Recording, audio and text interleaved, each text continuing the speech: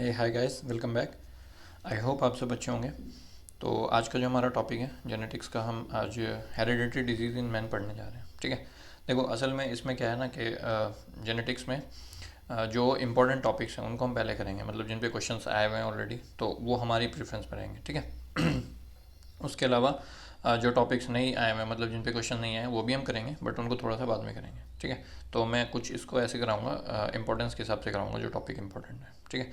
तो आज का जो टॉपिक है हेरिडिटरी डिजीज़, तो ये दो पार्ट में आएगा, क्योंकि जो मुझे डिजीज़ बतानी है एक में बताऊंगा बहुत बड़ा लेक्चर हो जाएगा, तो इसलिए मैं इसको दो पार्ट में लेके आ रहा हूँ। ठीक है। तो आज का पार्ट फर्स्ट है। तो इस पार्ट फर्स्ट में मैं आपकी 4-5 डिजीज़ बताऊँगा, क्लासिफिकेशन बताऊँगा, तो वो सब इसमें आपका हो जाएगा। ओके। और अगर कनेक्ट करना तो ये टेलीग्राम ग्रुप का लिंक है। ठीक है। और ये चैनल का है, तो कनेक्ट करो। और ये इंस्टाग्राम की आईडी है, ये मेल आईडी है, तो जहाँ भी कन्वीनियंट लगे मैसेज करो, डाउट पूछो। कोशिश करूँगा आपके डाउट की सॉल्व कर पाऊँ। ठीक है। चलो, तो अब आज का लेक्चर शुरू करते हैं हम अपना। तो हेडिंग देंगे हेरिडिटरी डिजीज़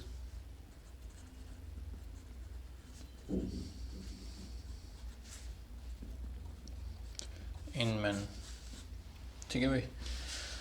तो क्या करने जा रहे हैं हम इसमें। ठीक है। तो सबसे पहले हम देखेंगे कि कौन कौन से जेनेटिक डिसऑर्डर हमें पढ़ने हैं। ठीक है। हेरिडिटी डिजीज़ मतलब जो जेनेटिक डिसऑर्डर्स हैं वो कौन कौन से होते हैं, मतलब जो बर्थ से पहले ही बेबी में होते हैं। ठीक है।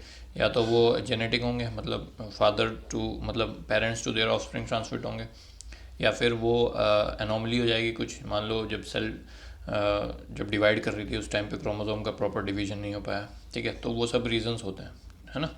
तो मैं बेसिकली आपको पहले क्या करता हूँ, एक एक मतलब एक लाइन लिखाता हूँ ओपनिंग स्टेटमेंट, फिर मैं आपको बताता हूँ कि कौन कौन से जेनेटिक डिसऑर्डर्स होते हैं, उनको हम किस तरह से कैटेगराइज कर रहे हैं, और उसमें से कौन कौन से हमें पढ़ने हैं। ठीक है। जो हमारे सिलेबस में आए हुए हैं, मतलब सिलेबस में तो लिखा नहीं है नाम, लेकिन जो लास्ट ईयर के क्वेश्चंस में आए हुए हैं उसी हिसाब से हम पढ़ रहे हैं। ठीक है। तो बस एक पॉइंट लिख लो पहले कि जेनेटिक डिसऑर्डर क्या होता है। पहले तो जेनेटिक डिसऑर्डर की एक डेफिनेशन लिख लो, फिर उसके बाद मैं आपको जेनेटिक डिसऑर्डर्स के टाइप्स बताऊंगा। ठीक है। तो लिखो, a genetic disorder, genetic disorder is an illness, ठीक है, caused by abnormalities in genes। ठीक है। या क्रोमोसोम, इनमें तो abnormality होगी। स्पेशली कब होगी, specially a condition that is present before, that is present from before birth. ठीक है। बर्थ से पहले प्रेजेंट होती है आपकी, तो उसको हम बोलते हैं जेनेटिक डिसऑर्डर। ठीक है। और अगर मैं आपको कैटेगराइज करके दूं जेनेटिक डिसऑर्डर्स को, ठीक है, मतलब ये एक ब्रॉड वो है कैटेगराइजेशन, और इसको कैटेगराइज करने के बाद फिर हम इंडिविजुअल पढ़ेंगे। ठीक है। तो जेनेटिक डिसऑर्डर को मैं तीन तरह से आपको डिवाइड करके दे रहा हूँ। ठीक है। एक को मैं बोल रहा हूँ क्रोमोजोमल एब्यूरेशन, क्रोमोजोमल एबरेशन। ठीक है। मतलब क्रोमोसोमल एनोमली। तो एक तो पूरा का पूरा क्रोमोसोम में ही एनोमली हो जाए। ठीक है। जैसे आपको पता है कि ह्यूमन के पास जो होते हैं, ह्यूमंस में 20 पेयर्स ऑफ क्रोमोसोम होते हैं, मतलब 20 पेयर्स जो होंगे आपके वो होंगे ऐसे। तो नंबर में अगर वैसे देखें तो 46 क्रोमोसोम होंगे। ठीक है। तो अगर इन क्रोमोसोम में या तो नंबर इनका बढ़ जाए तो एनोमली, या तो इनका नंबर घट जाए तो एनोमली, या नंबर घटे बढ़े ना इनमें, मतलब अगर नंबर घटेगा बढ़ेगा तो वो हम पढ़ेंगे क्रोमोसोमल एबनॉर्मेलिटी में। ठीक है। तो क्रोमोसोमल एबनॉर्मेलिटी, या मान लो क्रोमोसोम का कोई पार्ट टूट गया, ठीक है ना, तो वो भी आपका क्रोमोसोम, तो जो भी क्रोमोसोम के साथ हो रहा है वो हम क्रोमोसोमल एब्रिएशन में पढ़ेंगे। ठीक है। देन उसके बाद दूसरा आता है मेंडेलियन इनहेरिटेंस, मेंडेलियन इनहेरिटेंस। ठीक है। मेंडेलियन इनहेरिटेंस मतलब, अब पहले क्या होता था कि क्रोमोसोम, मतलब पूरे के पूरे क्रोमोसोम पे, बट जैसे ही टेक्नोलॉजिकल एडवांसमेंट हुआ तो हमें पता चलने लगा कि इस क्रोमोसोम पे ये पर्टिकुलर जीन है जो इस बीमारी के लिए रिस्पॉन्सिबल है। तो फिर हम एक पर्टिकुलर जीन को टारगेट करने लगे। ठीक है। तो वो जीन को टारगेट करने का जितना भी जीन में डिफेक्ट्स होते हैं वो सब हम मेंडेलियन डिसऑर्डर में पढ़ते हैं। तो आप बोल सकते हैं यहाँ पे सिंगल जीन डिफेक्ट। ठीक है। तो मेंडेलियन इनहेरिटेंस क्या हो गया, जो जीन में डिफेक्ट हो रहा है वो हम मेंडेलियन इनहेरिटेंस में पढ़ रहे हैं, सिंगल जीन डिफेक्ट। ठीक है। और तीसरा हम देखते हैं मल्टीफैक्टोरियल, मतलब इसमें बहुत सारे फैक्टर्स इन्वॉल्व हैं, जैसे एल्जाइमर डिजीज़ हो गया, है ना, सीजोफ्रेनिया हो गया, हाइपरटेंशन हो गया, तो वो सब भी आपके मल्टीफैक्टोरियल में आ जाएंगे। तो मैं पहले जो डिजीज़ हैं अब मैं उनके नाम लिखने जा रहा हूँ। तो सबसे पहले क्रोमोसोमल एब्रिएशन, तो आपको पता है 23 क्रोमोसोम में से 22 पेयर जो होते हैं वो आपके ऑटोसोम्स होते हैं और एक आपका सेक्स क्रोमोसोम होता है XY। ठीक है, तो अब क्रोमोसोमल एब्रिएशन या तो ऑटोसोम्स में होगा या फिर सेक्स क्रोमोसोम में होगा। तो मैं इसी तरह दो तरह से कैटेगराइज कर रहा हूँ। तो एक तो हो गया आपका ऑटोजोमल या ऑटोसोम्स इन्वॉल्व। ठीक है, अगर ऑटोसोम्स इन्वॉल्व है, एक सेकेंड, तो अगर ऑटोसोम्स इन्वॉल्व है तो इसमें आपकी दो सिंड्रोम लिख लो आप इसमें। एक तो हम पढ़ेंगे डाउन सिंड्रोम, डाउन सिंड्रोम, ठीक है, और एक इसमें आएगा क्राइडू कैट सिंड्रोम या चैट सिंड्रोम। इसमें ना बच्चा डाउन सिंड्रोम तो हम डिटेल में पढ़ेंगे, सिलेबस में है, मैं मार्क भी करता जाऊँगा जो जो हम पढ़ेंगे। तो डाउन सिंड्रोम हम पढ़ेंगे, ठीक है। उसके बाद क्राइडू कैट नहीं पढ़ेंगे, तो इस पर सवाल वाल आया नहीं है। इसमें आपका बेसिकली जब बच्चा रोता है तो जैसे कैट की आवाज़ आती है ना रोने में, तो वैसी कुछ वो सिम्टम्स होती हैं इसकी क्राइडू कैट की। ठीक है, तो दो तो इसमें हो गई ऑटोसोम जो इन्वॉल्व है, और दूसरा है अगर सेक्स क्रोमोसोम्स इन्वॉल्व हो जाएंगे आपके। ठीक है, मतलब डाउन सिंड्रोम में क्या होगा, इसमें या तो क्या मतलब इसमें ट्राइसोमी ऑफ 21 क्रोमोसोम हो जाती है, मतलब एक क्रोमोसोम एक्स्ट्रा आ गया, ऑटोसोम एक्स्ट्रा आ गया। ठीक है, तो वो आपका तो क्रोमोसोम इन्वॉल्व है। सेक्स में आपका इसमें आपके दो तीन डिजीज़ लिख लो। एक लिख लो टर्नर सिंड्रोम, टर्नर सिंड्रोम, और एक इसमें लिख लो आप क्लाइन फेल्टर सिंड्रोम, क्लाइन फेल्टर सिंड्रोम। ठीक है, एक लिख लो इसमें ट्राइसोमी ऑफ एक्स क्रोमोसोम। ठीक है, जैसे XXX, इसको हम बोलते हैं सुपर मेल, सुपर फीमेल। ठीक है, क्या बोलते हैं इसको, सुपर फीमेल। ठीक है, तो ट्राइसोमी ऑफ एक्स क्रोमोसोम। तो ये कुछ सेक्स क्रोमोसोम जो इन्वॉल्व हैं। तो इसमें से हम कौन कौन सी पढ़ेंगे, इसमें से हम पढ़ेंगे टर्नर सिंड्रोम पढ़ेंगे, इसमें हम क्लाइनफेल्टर सिंड्रोम पढ़ेंगे। ठीक है भाई, तो ये हो गया। अब मेंडेलियन इनहेरिटेंस मैं अगले पेज पे बताऊंगा क्योंकि बड़ा है थोड़ा सा। अभी मैं यहाँ पे मल्टीफैक्टोरियल में कुछ डिजीज लिख देता हूँ आपके लिए। जैसे आपका मैंने जैसे नाम बताया था अल्जाइमर डिजीज़, तो अल्जाइमर जो है वो आपका मल्टीफैक्टोरियल है। कैंसर भी बोल सकते हो आप, क्योंकि कैंसर भी आपका एक जेनेटिक डिसऑर्डर में आता है। और शीज़ोफ्रेनिया बोल सकते हो, शीज़ोफ्रेनिया। इसी तरह से आप हाइपरटेंशन भी बोल सकते हो, बीपी की जो बीमारी होती है हाइपरटेंशन। ठीक है, तो ये सब आपके मल्टीफैक्टोरियल में है, तो इसमें से हम कुछ नहीं पढ़ेंगे। मेन आपका मेंडेलियन इनहेरिटेंस है जो मैं अगले पेज पे इसको कैटेगराइज करके भी बताता हूँ आपको। ठीक है, तो मेंडेलियन इनहेरिटेंस मतलब जीन डिफेक्ट जो है या तो वो ऑटोसोम्स में होगा या तो वो सेक्स लिंक क्रोमोसोम्स में होगा। ठीक है, तो अब मैं अगले पेज पे यही बताता हूँ आपको। तो मेंडेलियन लिख लेते हैं, मेंडेलियन। ठीक है, तो मेंडेलियन में एक तो हम कैटेगराइज करेंगे ऑटोसोमल, ऑटोसोमल मतलब जो ऑटोसोम्स में जीन डिफेक्ट हुआ है, और दूसरा हम सेक्स लिंक पढ़ेंगे, जो सेक्स लिंक क्रोमोसोम्स आपके उनमें डिफेक्ट अगर हुआ है। ठीक है, मतलब जीन डिफेक्ट हो रहा है यहाँ पे। तो अब जो ऑटोसोम्स होंगे उनमें जो जीन डिफेक्ट होगा वो दो तरह से हम इसको कैटेगराइज करेंगे। एक हम उसको बोलेंगे dominant autosomal disease, dominant autosomal disease मतलब जो 22 क्रोमोसोम्स है ना उसी में किसी क्रोमोसोम के ऊपर कोई जीन डिफेक्ट हुआ है और वो डिफेक्ट जो है वो हर जनरेशन में एक्सप्रेस हो रहा है। मतलब इस फादर में था, इसके बाद इसके बच्चों में भी आया। ठीक है, तो मतलब हर जनरेशन में अगर एक्सप्रेस हो रहा है तो दैट इज़ डोमिनेंट। मैं बता चुका हूँ आपको डोमिनेंट। और दूसरी होती है आपका रिसेसिव। ठीक है, तो कुछ डोमिनेंट डिजीज़ मैं आपको लिख देता हूँ और कुछ रिसेसिव लिख देता हूँ। उसी तरह से जो सेक्स लिंक्ड है, अब सेक्स लिंक आपके पता है, सेक्स आपके पास कौन कौन सा है, एक्स है और वाई है, दो ही तो सेक्स क्रोमोसोम है। तो सेक्स लिंक डिजीज़ भी दो ही तरह से होंगी, या तो आपका एक्स लिंक्ड होंगी या तो आपका वाई लिंक्ड होंगी। ठीक है, और या तो आपका एक्स वाई लिंक्ड होंगी, दोनों अगर इन्वॉल्व हो गए। ठीक है, तो दो दो बीमारियां इसमें भी बता दूँ मैं आपको। तो सबसे पहले ऑटोसोमल डोमिनेंट में आप लिख लो, इसमें 5-6 डिजीज़ के नाम लिख लो आप। एक तो हम इसमें पढ़ेंगे हंटिंगटन कोरिया डिजीज़ या हंटिंगटन। ठीक है, हंटिंगटन डिजीज़। एक हम इसमें पढ़ेंगे मार्फन सिंड्रोम, मार्फन सिंड्रोम। ठीक है, ये आए हुए हैं तो ये तो हमको पढ़ना ही है। ठीक है, इसके अलावा और भी डिजीज़ होती हैं वो मैं लिख देता हूँ। तो एक डिजीज़ होती है एकोंड्रोप्लेजिया, एकोंड्रोप्लेजिया। ठीक है, और इसी तरह से होती है एक ऑस्टियोजेनेसिस इम्परफेक्टा, मतलब उसमें बोन की डिफॉर्मिटी होती है, ऑस्टियोजेनेसिस इम्परफेक्टा। ठीक है भाई, और इसमें लिखना है एक न्यूरोफाइब्रोमेटोसिस होता है, न्यूरल डिजीज़ होती है न्यूरोफाइब्रोमेटोसिस। तो अगर कल को यूपीएससी पूछता तो फिर मतलब अगर और ज़्यादा ब्रॉड करता तो इन्हीं में से पूछेगा, ठीक है, मोस्ट प्रोबेबली।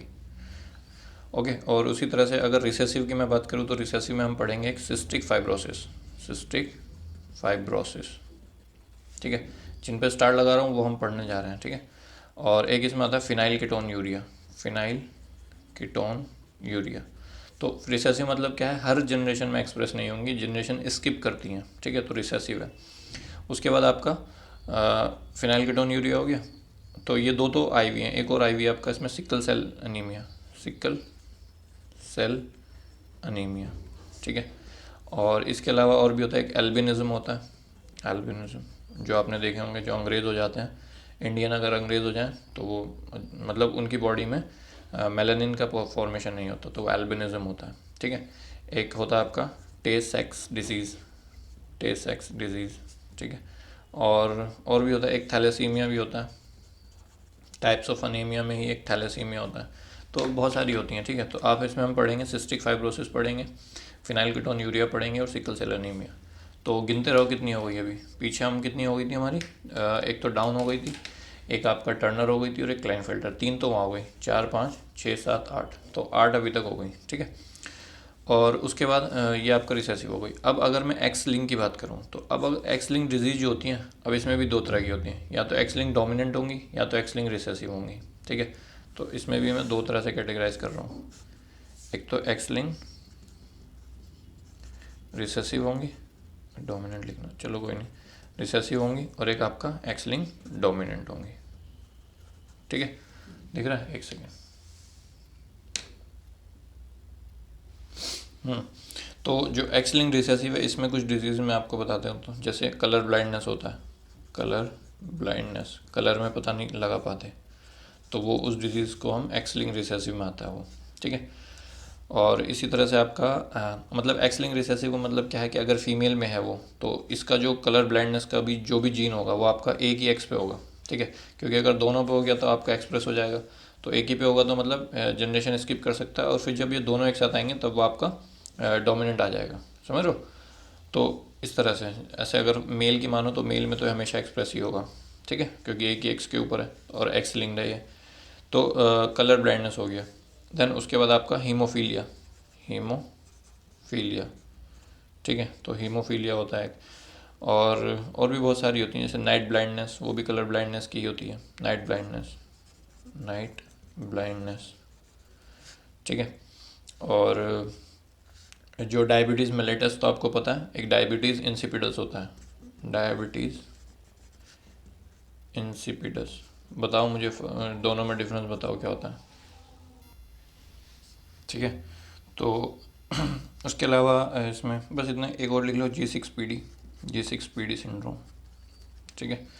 ये आपका एक एंजाइम होता है जिसकी डिफिशियंसी की वजह से आरबीसी का ब्रेकडाउन होने लगता है, ठीक है। तो ये सब आपका कुछ एक्स लिंक रिसेसिव है। इसमें हम कौन सी पढ़ेंगे, इसमें हम सिर्फ हीमोफीलिया पढ़ेंगे, ठीक है। तो ये हो गया। उसके बाद अगर एक्स लिंक डोमिनेंट की मैं बात करूँ तो इसमें आपका आता है एक तो स्यूडो रिकेट, स्यूडो रिकेट, रिकेट आपको पता होगा विटामिन डी की डिफिशियंसी की वजह से जो बच्चों के जो लेग होते हैं वो बो शेप हो जाते हैं ऐसे, ठीक है। तो बो शेप मैं कोशिश करूँगा सब सारे डिजीज़ की एक एक फ़ोटो आपकी लास्ट में ऐड कर दूँ, ठीक है। तो स्यूडो रिकेट हो गया है। उसके अलावा डिफेक्टिव इनामल जो होता है, टीथ के ऊपर जो इनामल का फॉर्मेशन होता है वो डिफेक्टिव होता है अगर एक्स लिंक डोमिनेंट डिजीज़ है, उसको डिफेक्टिव इनामल ऑफ टीथ, ठीक है। तो ये हो गई आपकी एक्स लिंक। अगर वाई लिंक की बात करें तो वाई लिंक में भी एक दो डिजीज़ लिख लो आपका, एक तो होती है hyper keratosis, sorry hyper trichosis, trichosis. तो हाइपर ट्राइकोसिस का मतलब क्या है, हाइपर ट्राइकोसिस का मतलब होता है कि एक्सेसिव ग्रोथ ऑफ हेयर, ठीक है। जैसे मान लो फीमेल है तो फीमेल के फेस पे हेयर की ग्रोथ हो जाएगी, या मेल है, मेल के पूरी बॉडी में बहुत ज़्यादा हेयर ग्रोथ हो जाएगी, है ना। इसको वेयर वुल्फ सिंड्रोम बोलते हैं, ठीक है। इंसान जो है एकदम वुल्फ की तरह लगने लगता है, इतने ज़्यादा बाल आ जाते हैं, ठीक है। So that is because of Y chromosome, ठीक है। तो हाइपर ट्राइकोसिस। और इसमें कोड लिख लो किरेटोडर्मा, किरेटोडर्मा, किरेटोडर्मा जो होता है इसमें क्या होता है, जो एपिडर्मिस होती है आपकी वो थोड़ी सी थिक हो जाती है, ठीक है। इसकी भी एक फ़ोटो दिखाऊँ मैं, तो thickening of epidermis is known as keratoderma, okay. और अगर एक्स वाई लिंक दोनों की बात करूँ मैं, दोनों अगर इन्वॉल्व है तो एक तो होता है इसमें एक उसका नाम होता है जीरोडर्मा पिगमेंटोसम, जीरोडर्मा पिगमेंटोसम, पिगमेंटोसम। ठीक है, इसमें क्या होता है, जो पर्सन होता है जिसको ये डिजीज़ होती है वो सनलाइट में बहुत ज़्यादा मतलब सेंसिटिव होता है। उसमें अगर सन की रेस पड़ी तो उसकी बॉडी पे पूरी पे पिगमेंटेशन हो जाता है। जैसे अगर आपने एक्ट्रेस देखी हो, हॉलीवुड एक्ट्रेस जो होती हैं, तो उसमें से जैसे एमा वॉटसन को अगर आपने देखा तो उसके फेस पे ना ऐसे ब्लैक ब्लैक डॉट्स हैं पूरे नेक, नोज़ के और आइज़ के अराउंड पे। ठीक है, तो कुछ उसी तरह होता है आपका जीरोडर्मा पिगमेंटोसम। ठीक है, फ़ोटो दिखा दूंगा इसकी भी मैं। और इसी में एक और होता है एपिडर्मोलाइसिस बुलोसा, एपिडर्मोलाइसिस बुल्लोसा, BULLOSA। ठीक है, इसमें क्या होता है, जो स्किन होती है उसमें ब्लिस्टर्स हो जाते हैं, है ना, जो छाले पड़ जाते हैं। बुल्लोसा मतलब छाला होता है। तो एपिडर्मोलाइसिस मतलब एपिडर्मिस जो है आपका स्किन जो है उसकी लाइसिस हो गया, ब्रेक डाउन हो गई, टूटने लगी स्किन, तो उसमें ब्लिस्टर का फॉर्मेशन होने लगता है। So that is also a XY link disease. ठीक है, तो ये सारी डिजीज़ मैंने बता दी। तो मैंने इसलिए बता दी आपको क्योंकि मैं तो यही पढ़ाऊंगा जिस पे मैंने स्टार लगाया। बट अगर आपको और पढ़ना हो ना, अगर आपको एक्स्ट्रा में प्रिपेयर करके रखना हो, तो आप ये सारी डिजीज़ पढ़ लेना जो मैंने इसमें लिख के दिए आपको। ठीक है, मोर देन सफिशिएंट है। अगर मतलब कल को और एक्स्ट्रा पूछा गया तो इन्हीं में से पूछाएगा, अदरवाइज़ जो हम पढ़ रहे हैं तो 90 to 95% चांसेस है कि इन्हीं में से ही आएगी, अगर आएगी तो। ठीक है, तो चलो अब एक एक करके मैं आपको सारी डिजीज़ बताता हूँ। तो देखो मैंने कुछ डायग्राम्स ऐड करी हैं, है ना, तो मैं कुछ आपको दिखा रहा हूँ। बाकी जो डिटेल में हमें पढ़नी है उनकी डायग्राम मैं अभी नहीं दिखा रहा, क्योंकि उनको तो मैं जब पढ़ाऊँगा तब एक्सप्लेन करूँगा, तो उनको वहाँ पे बताऊँगा। तो जो हम नहीं पढ़ेंगे वो मैं आपको डायग्राम खुद दिखा रहा हूँ। ठीक है, ताकि आपको थोड़ा इमेज रहे ध्यान में कि हाँ भाई कैसे होता है। तो ये हम पहले भी देख चुके हैं, एकोंड्रोप्लेजिया। ठीक है, मैंने पहले भी पढ़ाया, तो एक शॉर्ट स्टेचर्ड होता है आपका। ठीक है, तो एक तो ये हो गया। फिर मैंने आपको ऑस्टियोजेनेसिस इम्परफेक्टा बताया था डोमिनेंट में, ऑटोसोमल वाली। तो उसमें देखो ये डिफॉर्मिटी हो रही है, कैसे कैसे बच्चे की बोन बन रही है। ठीक है, so this is osteogenesis imperfecta, है ना। किसी किसी स्पाइनल कोड जो है वो ऐसे कर्वेचर में बनती है, तो that is also an example of osteogenesis imperfecta, scoliosis बोलते हैं इसको।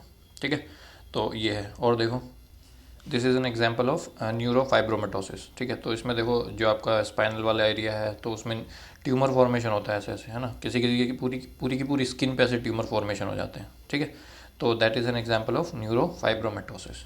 Okay, this is an example of albinism. ठीक है, तो ये देखो किसी में भी आपका मेलेनिन का फॉर्मेशन नहीं होता। तो एक फैमिली इंडिया में काफ़ी फेमस है, तो वर्ल्ड लार्जेस्ट फैमिली भी बोलते हैं इंडिया में, जिसमें एल्बिनिज्म जो है वो अभी तक चल रहा है, मतलब जनरेशन टू जनरेशन एल्बिनिज्म इनमें चला जा रहा है। ठीक है, तो ये आपका एल्बिनिज्म ऐसा होता है। ठीक है, दिखने में आपको ये लगेंगे कि फॉरनर है, मतलब अंग्रेज़ हैं, बट जब आप इनको ध्यान से देखेंगे तो पता चलेगा कि नहीं, इनको एल्बिनिज्म की प्रॉब्लम है। ठीक है, ये देखेंगे आप, तो ये आपका सीडो रिकेट का एग्जांपल है। रिकेट्स में क्या होता है, ऐसे बॉ शेप एग हो जाते हैं, एग कह रहा हूँ, लेग हो जाते हैं। तो इसमें भी देखो जो बोन की फॉर्मेशन है वो सही से नहीं है, तो रिकेट हो गया इसमें भी, है ना। सीडो है, सीडो इसलिए बोले क्योंकि एक्स लिंक की वजह से। असली में जो रिकेट होता है वो विटामिन डी की डेफिशिएंसी की वजह से होता है। ठीक है, तो हाथ में भी डिफॉर्मिटी देखने को मिलती है ना। तो जगह जगह ऐसी जो बोन की जो फॉर्मेशन है वो आपका रिकेट जैसी हो जाती है। ये आपका डिफेक्टिव इनामल जो हमने एक्स लिंक में पढ़ा था। ठीक है, तो ये भी आपका देखो, ये ऊपर डेंटिन का दिख रहा है आपका, है ना। ये येलो कलर की होती है डेंटिन और वाइट कलर का होता है इनामल। तो अगर इनामल पूरे टीथ पे होता है तो टीथ वाइट हो जाता है। ठीक है, बट अगर पूरे पे नहीं है तो टीथ जो है आपके वो मतलब डेंटिन का कलर दिखेगा तो फिर येलोइश होंगे। ठीक है, तो अगर एक टूथ पे आपका नहीं दिख रहा है तो ये आपका एग्जाम्पल है डिफेक्टिव इनामल फॉर्मेशन का। ये देखेंगे हाइपरट्राइकोसिस, तो फीमेल में अगर देखें तो ये फीमेल है, तो इसकी देखो पूरे ऐसे पूरी फेशियल ग्रोथ हो गई है हेयर की, है ना। तो ये आपका हाइपरट्राइकोसिस का एग्जांपल है। मेल में देखेंगे तो देखो ईयर पे सबसे ज़्यादा देखने को मिलता है ना। तो सबसे देखो ईयर पे इनके कितने बड़े बड़े हेयर की ग्रोथ हो रही है। So that is an example of hypertrichosis. किसी किसी के पूरे फेस पे बाल हो जाते हैं, है ना। This is an example of keratoderma. तो इसकी जो हाथ की जो स्किन देख रहे हैं आप, वो केराटिनाइज्ड हो गई है ना। देखो कितनी थिकनिंग हो गई है एपिडर्मिस की। सो that is an example of hyper trichosis, sorry keratoderma. ठीक है, उसको केराटिनाइज्ड हो गई है। ये देखेंगे जो मैं एग्जांपल दे रहा था, तो एमा वॉटसन ऐसे दिखती थी पहले, हैरी पॉटर अगर आपने देखी हो। अब तो ठीक हो गया, ट्रीटमेंट ले लिया होगा उसने, अभी का मुझे पता नहीं है, बट बचपन में मैंने उसको देखा था हैरी पॉटर, तो तब का मैं बता रहा था। ठीक है, तो जीरोडर्मा पिगमेंटोसम बोलते हैं इसको। किसी किसी को सीवियर होता है तो ज़्यादा हो जाते हैं, बहुत ज़्यादा। किसी को और ज़्यादा होगा तो और ज़्यादा हो जाएंगे। ठीक है, तो डिपेंड करता है कि सीवियरिटी कैसी है, माइल्ड है, मॉडरेट है, सीवियर में और ख़तरनाक हो जाता है। So that is an example of xeroderma pigmentosa. Okay. This is an example of epidermolysis bullosa. तो देखो ब्लिस्टरिंग, किसी से लड़के नहीं आया, किसी ने मारा नहीं है इस बच्चे को, बट इसकी जो पूरी स्किन है वो ब्लिस्टर्स हो गए हैं. देख रहे हो पूरा एकदम जो है एपिडर्मिस जो है वो ब्रेक डाउन हो रखी है ना. तो ऐसे देखो इसके लेग देखो कैसे पूरा एपिडर्मिस का जो वो है लाइसिस हुई हुई है. सो यहाँ पे ब्लिस्टर्स का फॉर्मेशन होता है. तो that is an example of epidermolysis bullosa. ठीक है, तो ये बताना था. चलो अब हम अपना आगे देखते हैं. तो एक एक करके लिखते हैं. सबसे पहले डाउन सिंड्रोम पढ़ेंगे. Down syndrome. ठीक है, डाउन सिंड्रोम को डाउन सिंड्रोम क्यों बोलते हैं? क्योंकि जिस साइंटिस्ट ने नाम इसको डिस्कवर किया था उसका नाम डाउन था, है ना, जॉन लैंगडोन डाउन करके था.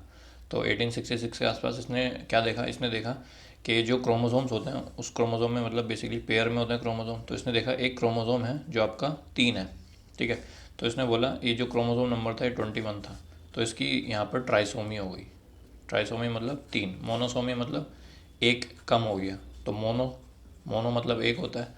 तो नॉर्मली मान लो ऑटोसोम ऑटोसोम ऐसे होता है. ठीक है, तो अगर इसमें एक और एक्स्ट्रा ऑटोसोम आ गया तो बन जाएगा ट्राइसोमी. ठीक है, जो आपका इसमें देखने को मिला. और अगर मान लो इसमें से एक कम हो गया तो सिर्फ ये रह जाएगा अकेला. सो that is monosomy, that is trisomy.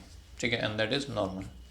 Okay, तो ये आपका देखा इसने क्या देखा? इसने देखा कि जब सेल डिवीजन होता है, ठीक है, तो सेल जो है वो कुछ सेल में क्या होना है, एबनॉर्मली होगी. ठीक है, कुछ भी मतलब रीज़न हमें नहीं पता है, बट जब सेल डिवाइड कर रही होती है, जब अब डीएनए क्रोमोसोम जब डिवाइड करता है तो इतना मतलब स्पेसिफिसिटी से सब कुछ होता है. ठीक है, लेकिन कभी कभी अनोमली हो जाती है. मान लो म्यूटेशन से हो गया, कुछ भी, बहुत सारे फैक्टर्स, XYZ फैक्टर्स है. ठीक है, तो उसकी वजह से क्या होगा, आपका एक एक्स्ट्रा क्रोमोसोम आपका आ गया डिजन, मतलब इसका सही से जो ट्रांसलोकेशन इसका होना चाहिए था वो हो नहीं पाया. ठीक है, तो वो आपका गलत जगह आ गया.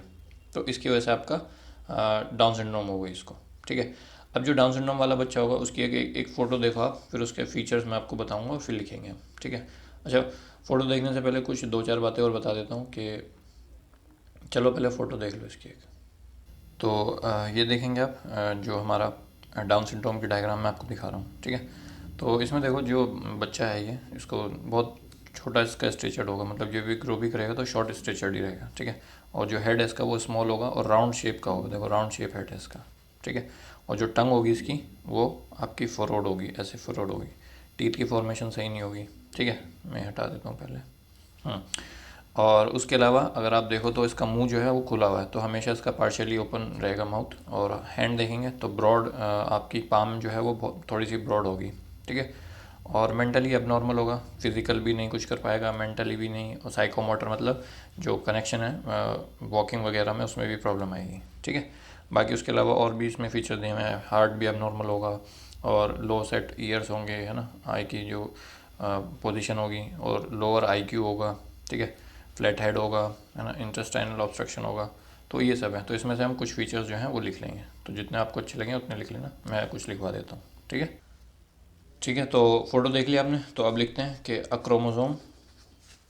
अक्रोमोसोमल disorder caused by an error in cell division resulting in the presence of an additional third chromosome 21. ठीक है, और इसको हम बोलते हैं ट्राइसोमी ऑफ 21. तो ये हो गया आपका. ठीक है, और किसने इसको बताया था first? It was first reported by John Langdon Down. ठीक है, तो डाउन सिंड्रोम हो, चाहे टर्नर सिंड्रोम हो, चाहे क्लीनफेल्टर सिंड्रोम हो, वो सब साइंटिस्ट के नाम पे ही हैं. ठीक है, और इन 1866. अगर इसकी प्रिविलेंस की मैं बात करूं, मतलब क्या होने के चांसेस क्या हैं, तो ऐसा बोला जाता है कि लगभग जो 1000 लाइव बर्थ होती हैं उसमें से किसी एक को डाउन सिंड्रोम होता है. ठीक है, तो 1 in 1000 लाइव बर्थ. ओके, तो ये तो हो गई कुछ बेसिक सी बात है इसकी जो हमें जाननी थी. अब उसके बाद मोलिकुलर बेसिस पे अगर हम चलें कि हो कैसे रहा था है मोलिकुलर बेसिस, तो मैंने आपको बताया कि जब सेल डिवीजन हो रहा था तो एक सेल जो है वो एबनॉर्मली डिवाइड करने लगी. तो उसकी एबनॉर्मल डिवीजन की वजह से एक एक्स्ट्रा क्रोमोसोम जो नॉर्मल सेल थे उसके अंदर आ गया. ठीक है, और उसकी वजह से आपका एक एक्स्ट्रा क्रोमोसोम हो गया. तो ये लिख लो कि during rapid cell division one cell divide abnormally creating a line of cells with an extra chromosome 21। ठीक है, तो ये हो गया आपका। और बस ये काफ़ी है आपका, जिसकी वजह से आपका एक एक्स्ट्रा पीस ऑफ क्रोमोसोम आ गया and it results into the Down syndrome. ठीक है, and this is due to translocation of chromosome 21। ठीक है, गलत जगह पहुंच गया वो। तो ये कुछ हो गई। अब इसकी जो मतलब जो अपीयरेंस है जो हमने अभी देखी है, तो वो सब अपीयरेंस हम लिख लेते हैं और फिर इसको ख़त्म करते हैं। ज़्यादा नहीं, मतलब एक 10 नंबर में डाउन सिंड्रोम नहीं देगा आपको, देगा तो 3-4 सिंड्रोम देगा, उसके बारे में लिखने को बोलेगा। तो हर किसी के बारे में आपको 10-10 लाइनें पता होनी चाहिए कम से कम। ठीक है, कि क्या होता है, क्यों होता है ना, और क्या उसकी जो अपीयरेंस है कैसी होती है ना। तो यही सब छोटी छोटी बात है। तो फीचर्स क्या हैं, फीचर्स लिख लो कि जिसको डाउन सिंड्रोम होगा कैसा होगा। तो अभी हमने देखा कि शॉर्ट स्टेचर्ड, ठीक है, with small round head, okay, furrowed tongue, tongue जो होगी उसमें से फ्रो बना हुआ होगा, furrowed tongue, partially open mouth, मुंह हमेशा थोड़ा सा खुला रहेगा, पार्शियली ओपन माउथ। ठीक है, और जो हाथ की जो ये होंगी वो ब्रॉड होंगी, पाम इज ब्रॉड, BROAD। ठीक है, और मेंटली थोड़ा सा लो होगा as compare to the normal बच्चे, जो उसकी एज के जो बच्चे होंगे उसके कंपैरेटिवली। ठीक है, तो फिज़िकल, साइकोमोटर, चलने फिरने में भी दिक्कत आएगी, and mental development is retarded. ठीक है, और इनका जो एवरेज IQ देखने को मिला है वो लगभग आपका 50 के आसपास है। ठीक है, और नॉर्मल बच्चों का इस एज में अगर आप चेक करोगे तो वो लगभग 100 के आसपास होता है, मतलब बिल्कुल आधा IQ है। ठीक है, तो ये सब कुछ फीचर्स होते हैं। और क्या क्या कर सकते हो इसमें, डिटेक्ट कर सकते हो उसको? हाँ कर सकते हैं। जब प्रेगनेंसी के टाइम पे अगर आपने कैरियोटाइपिंग करी, ठीक है, क्रोमोसोम की स्टडी सही से कर ली, तो उस टाइम पर आप इसको पता लगा सकते हो। और यहाँ पर ऑप्शन अबॉर्शन का होता है अभी तो फ़िलहाल। ठीक है, अबॉर्ट करा दो बच्चे को, क्योंकि कोई भी पेरेंट्स जो होंगे वो ऐसा एबनॉर्मल बच्चे को मतलब प्रेफर नहीं करेंगे। नहीं, बर्थ हो जाए तो उसके बाद की बात अलग है, बट बर्थ से पहले अगर उनको पता चल जाता है तो वो अबॉर्ट कराना प्रेफर करते हैं।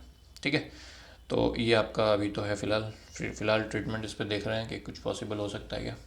तो अभी तो इतना हमें पढ़ना है। ठीक है, तो ये हो गया आपका डाउन सिंड्रोम, बस बहुत है इतना। देन आपका टर्नर सिंड्रोम पढ़ते हैं, टर्नर सिंड्रोम।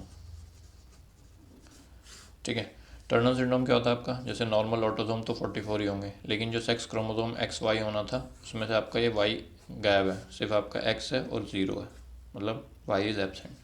तो मतलब ये होगी तो दिखने में फीमेल जैसी, बट वो इनफर्टाइल होगी। ठीक है, वाई तो है नहीं, तो वाई तो है नहीं, तो इसका मतलब क्या, मेल तो हो नहीं सकता। अगर वाई आ जाता तो मेल हो जाता, बट अगर वाई नहीं है तो इसका मतलब फीमेल है, बट सही तरह की फ़ीमेल नहीं है, जैसी होती है वैसी नहीं है। तो ये क्यों होता है बेसिकली, इसमें होता क्या है कि मतलब टर्नर सिंड्रोम तो पता चल गया कि एक एक्स क्रोमोसोम उसमें एब्सेंट है। और ऐसा हो क्यों रहा है, क्योंकि जब आपका मान लो एग का फॉर्मेशन हो रहा था या स्पर्म का फॉर्मेशन हो रहा था, तो इसमें आपका XX है, उसमें XY है। तो मान लो इनका डिसजंक्शन सही से नहीं हुआ, ठीक है, इनका सही से सेपरेशन नहीं हुआ, और अगर हुआ भी तो मतलब प्रॉपर फॉर्म में ये गैमेट की फॉर्म में कन्वर्ट नहीं हो पाया। ठीक है, तो यहीं पर इसका डिसजंक्शन हो गया, मतलब नॉन डिसजंक्शन बोलते हैं इसको। डिसजंक्शन होना था बट नहीं हो पाया जब आपका एग या स्पर्म का फॉर्मेशन हो रहा था। ठीक है, तो उसकी वजह से क्या होगा, एक एबनॉर्मल एग या स्पर्म बनेगा, और जो दूसरे के साथ मान लो कंबाइन भी कर गया तो एम्ब्रियो बनाएगा, और वो एम्ब्रियो आपका एबनॉर्मल होगा क्योंकि इसमें एक एक्स एब्सेंट होगा। ठीक है, तो इसकी भी एक फ़ोटो देख लो, फिर उसके बाद हम इसके फीचर्स मैं आपको दिखा दूँगा। ये देखेंगे आपका, this is an example of Turner syndrome. तो टर्नर सिंड्रोम में कैसे दिखेगी, ये फीमेल आपकी है ना, शॉर्ट स्टेचर्ड है। जो नॉर्मली मान लो फीमेल इतनी बड़ी होगी, तो ये वाली आपकी जिनको टर्नर सिंड्रोम होगी उनकी हाइट आपका नॉर्मल के कंपैरेटिवली छोटी रहेगी। ठीक है, अब आप बोलोगे सर वैसे भी फीमेल की हाइट तो छोटी बड़ी होती है, वो एक अलग चीज़ है, बट इनमें जो है वो नॉर्मल से जितनी भी होगी उससे हमेशा छोटा होगा ये जनरल। ठीक है, तो ये आपका हो गया। तो इसके अलावा देख लो इसमें कुछ फीचर्स आपके कि वेब नेक होगी इसमें, तो नेक देखो कैसे वेब है ना, और हार्ट शेप फेस होगा इसका। उसके अलावा जो डेवलपमेंट है सेक्स वाला पार्ट जो है इसका, ठीक है, तो उसमें सही से प्रॉपर डेवलपमेंट नहीं होगा, इनकम्प्लीट डेवलपमेंट होगा सेक्स कैरेक्टर्स के, ठीक है। तो जैसे यहाँ पे दिया हुआ है स्ट्रीक ओवरीज, एमिनोरिया, एमिनोरिया मतलब एब्सेंस ऑफ मेंस्ट्रुअल साइकिल, और इनफर्टिलिटी, तो ये सब होगा। उसके अलावा जो ब्रेस्ट है वो भी प्रॉपरली डेवलप नहीं होंगी, है ना। और जो ब्रेस्ट का फॉर्मेशन है देखो, ये इस साइड को जा रही है और ये वाली इस साइड को, ठीक है। और इसमें भी आपका जो निपल की फॉर्मेशन है, जो निपल की पोजीशन है वो भी सही नहीं होती है। तो ये सब जो हैं फीचर्स हैं आपके टर्नर सिंड्रोम के, ठीक है। ठीक है, तो फोटो आपने देख ली तो लिखेंगे इट वाज, पहले लिख लो, it is a disorder caused due to the absence of one of the X chromosome, ठीक है, एक एक्स क्रोमोसोम एब्सेंट है।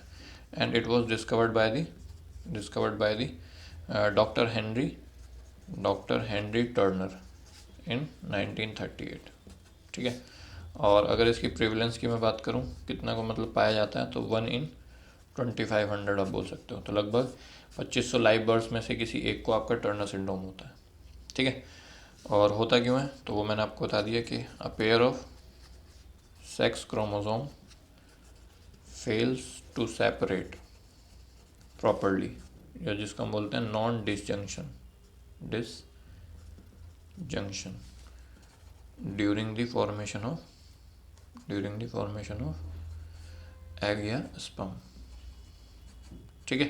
तो सही से हो ही नहीं पाया। मान लो मेल फादर से जाना था, तो ये सही से एक्स का पूरा पैकिंग ही नहीं हुई, और ये आपके इसके साथ मीट कर गया, बट ये यहाँ पे एब्सेंट है, हो ही नहीं पाया, ठीक है। So it leads to the, तो आप एक पॉइंट और लिखेंगे, व्हेन एबनॉर्मल एग और sperm meets with its counter part it forms an embryo which results in the missing of 1 x chromosome, ठीक है। तो ये लाइन आप लिख के यहाँ पे वो करेंगे, और फिर मैं इसके फीचर्स आपको अगले पेज पे दिखाता हूँ। तो इनके फीचर्स लिख लो, ठीक है। तो जो इस टाइप की जो फीमेल्स होंगी, या तो ये फीमेल ही वो नॉर्मल फीमेल से, जैसे मान लो नॉर्मल फीमेल आपका इतनी बड़ी है, तो जो ये वाली होगी आपका वो इनके कंपैरेटिवली छोटा होगा इनका स्टेचर, ठीक है। तो लिखेंगे शॉर्ट स्टेचर्ड फीमेल, ठीक है। वेब्ड नेक जो है वो वेब्ड होगी थोड़ी सी, एंड जो सेक्स क्रोमोसोम है या सेक्स कैरेक्टर जो है अच्छे से वो पूरी तरह से डेवलप नहीं होंगे, ठीक है। या तो ओवरी का डेवलपमेंट नहीं होगा, या तो ब्रेस्ट का डेवलपमेंट नहीं होगा, ठीक है। तो ये सब चीज़ें जिसके से ये इनफर्टाइल रहेंगी हमेशा। तो ये भी लिख लो कि इनकम्प्लीट और absence of development of sex characters, ठीक है। सेक्स कैरेक्टर का डेवलपमेंट सही से नहीं हो पाएगा, एंड दे आर इनफर्टाइल, ठीक है, इनफर्टाइल होते हैं। तो बस बहुत है इतना। उसके बाद नेक्स्ट वाली हम देखते हैं। तो आपका इसके बाद नेक्स्ट देखते हैं।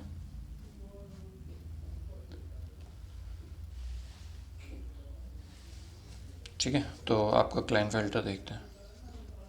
क्लाइनफेल्टर सिंड्रोम, ठीक है। इसमें क्या होगा, आपके ऑटोसोम तो सही है, लेकिन इसमें जो सेक्स क्रोमोसोम होंगे इसमें आपका एक एक्स्ट्रा एक्स होगा, ठीक है। तो अब देखो वाई आ गया, तो वाई आ गया तो मतलब ये कैसा होगा इंसान, ये मेल होगा। बट अब 2 एक्स कैरेक्टर है, तो मतलब 2 एक्स अपने फीचर्स भी तो शो करेंगे। मानो वाई की वजह से मेल है, बट फीमेल कैरेक्टर्स भी इसमें आएंगे, जैसे डेवलपमेंट ऑफ ब्रेस्ट होगा इसके पास, है ना, जो गायनेकोमेस्टिया जिसको हम बोलते हैं। और ये मेल भी नहीं होगा पूरी तरह से, मतलब बेसिकली ये स्टेराइल मेल होगा, क्योंकि इसमें जो जेनिटेलिया है इसका वो अच्छे से डेवलप नहीं होगा, है ना। जो पीनिस है उसमें इरेक्शन नहीं होगा, तो बहुत सारी प्रॉब्लम होंगी, है ना। तो इस टाइप के जो ऑर्गेनिज्म, मतलब इस टाइप के सिंड्रोम को हम क्लीनफेल्टर सिंड्रोम बोलते हैं, ठीक है। तो लिख लो कि it is a disorder in man caused due to presence of extra X chromosome, ठीक है। तो एक्स्ट्रा एक्स क्रोमोसोम हो गया। It was discovered by doctor Henry Klinefelter, sorry Henry नहीं, हेनरी तो पीछे लेता है, हैरी क्लीनफेल्टर, ठीक है, इन 1942। तो ये हो गया। और इसमें क्या होगा, जैसे इट राइजेज ड्यू टू, जैसे मान लो जो एग था उसमें आपका एक्स क्रोमोसोम थे, तो इनका डिसजंक्शन नहीं हुआ, तो ये एग जो है दोनों के दोनों एक्स लेके ऐसे के ऐसी अगली जनरेशन में आ गया। और जो फादर थे उसमें गैमेट बन गया, मान लो ये वाई और ये एक्स अलग अलग हो गया, तो अब ये इसके साथ मिल जाएगा, तो ये आपका एक्स एक्स वाई बना देगा, ठीक है। तो इस तरह से कुछ हो रहा है। तो आप लिख लो कि arises due to non disjunction of x chromosome. ठीक है, पिछले वाले में क्या हो रहा था, जो डिसजंक्शन हो रहा था वो प्रॉपर नहीं हो रहा था, इसमें तो हुआ ही नहीं। ठीक है, तो एक्स क्रोमोसोम तो लिखेंगे कि when an abnormal egg with double X chromosome fertilized with a sperm of Y chromosome, it results into abnormal male। ठीक है, XX Y। तो ये हो गया आपका। अच्छा, इसकी प्रीवलेंस तो मैंने बताई नहीं, तो प्रीवलेंस देखें तो आपका देखने को मिलता है कि 1 in 500 के आसपास केसेस में देखने को मिलता है क्लाइनफेल्टर। ठीक है भाई, तो 500 से मतलब 800 के आसपास लाइव बर्ड जो होती हैं, इतने में आपका इसका प्रेफरेंस है। ओके, तो इसकी भी डायग्राम देख लो, उसके बाद उसके भी फीचर्स हम लिख लेंगे। ठीक है, okay, so this is an example of Klinefelter syndrome. तो क्लाइनफेल्टर सिंड्रोम में ये मेल है वैसे तो, ठीक है, क्योंकि XX Y है, बट इसमें आपके फीमेल के कैरेक्टर हैं। तो सबसे पहले ब्रेस्ट का डेवलपमेंट हो गया। So breast development will known as gynaecomastia. अगर मेल में फीमेल के कैरेक्टर्स आ रहे हैं, मतलब अगर मेल में ब्रेस्ट का डेवलपमेंट हो रहा है तो उस प्रोसेस को हम बोलते हैं गायनेकोमेस्टिया। ठीक है, और जो फेशियल ग्रोथ है वो भी नहीं होगी, बॉडी पे हेयर ग्रोथ है वो भी नहीं होगी, मतलब दिखने में थोड़ा थोड़ा फीमेल की तरह लगेगा, मतलब मस्कुलाइन तो होगा बट जो बॉडी अगर इसकी देखोगे तो फीमेल की तरह होगी, बहुत ही स्मूथ होगी, है ना, हेयर की ग्रोथ नहीं होगी, तो वो सब।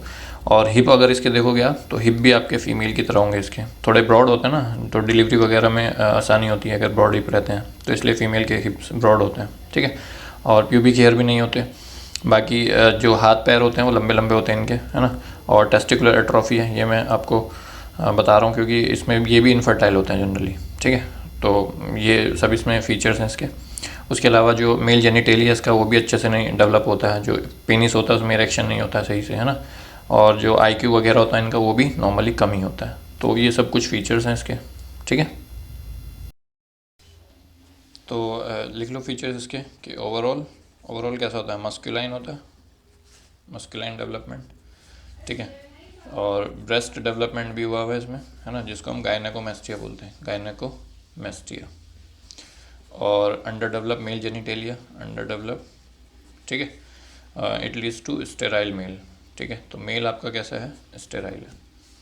और IQ लेवल भी इनका कम होता है, IQ level is lower as compare to the normal male, and they are also prone to, इनको ब्रेस्ट कैंसर होने के चांसेस होते हैं, they are prone to breast cancer. ठीक है, तो ये कुछ बातें हो गई आपकी क्लाइनफेल्टर के बारे में। फिर उसके बाद जो ट्राइसोमी आपका वो हम पढ़ेंगे नहीं, बस आपका ट्राइसोमी क्या होता है, 3 का जो X की जो ट्राइसोमी हो रही थी, तो 44 प्लस XXX, इसको हम बोलते हैं सुपर फीमेल। नाम की सुपर फीमेल है बट ये मतलब ज़्यादातर केसेस में क्या होता है, स्टेराइल ही होती है, sterile in most of the cases. ठीक है, और इनमें मेंस्ट्रुअल इरेगुलरिटीज़ देखने को मिलती है, क्योंकि एक एक्स्ट्रा एक्स आ गया ना, तो वो भी अपनी वो सिम्टम्स दिखाएगा। तो मेंस्ट्रुअल इरेगुलरिटीज़। ठीक है, तो ये है, ज़रूर मतलब ऐसे ही बता रहा हूँ। और एक XXY हो गया आपका, इसको बोलते हैं सुपर मेल। क्या बोलते हैं, सुपर मेल, बस ऐसे ही नाम बता रहा हूँ। ठीक है भाई, तो ये मतलब आज के लेक्चर में इतना ही रखते हैं, क्योंकि अभी आगे और भी 4 डिजीज़ हैं, अगर मैं उनको बताऊंगा तो बहुत लंबा हो जाएगा लेक्चर, तो उनको मैं अगले इसी का सेकंड पार्ट लेके आऊँगा। बाकी उसमें बताऊँगा Huntington, cystic fibrosis, sickle cell anaemia, वो सब। ठीक है, तो इसको यहीं पे एंड करते हैं, और अगर वीडियो पसंद आई है तो लाइक करें, चैनल को सब्सक्राइब करें। Thank you, bye.